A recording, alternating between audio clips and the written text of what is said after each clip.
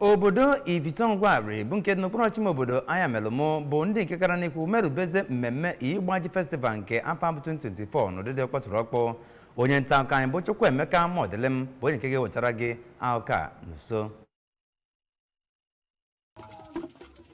Ya bụ mmemme malitere mgbe igwe na-achị ya bụ obodo bụ igwe ofu ebe wara ji ahụrụ n'ọkụ, bụkwazi nke ya na ndị obodo ya rikọrọ ọnụ ma kọwakwa ya bụ mmemme nke na-egosi na ihe ha kọrọ n'ugbo mitara ha nnukwu ihe ma bụrụkwazịa ihe ha ji ekele Chineke.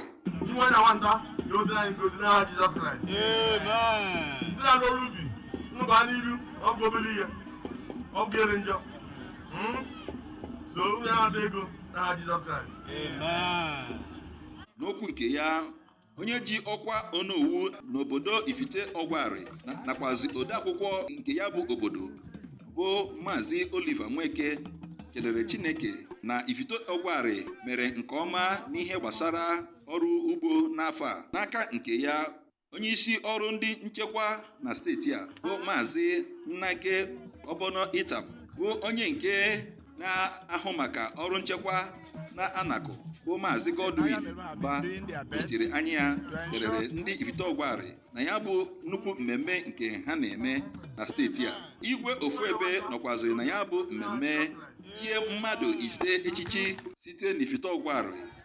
Abụ m Chukwuemeka Modelem.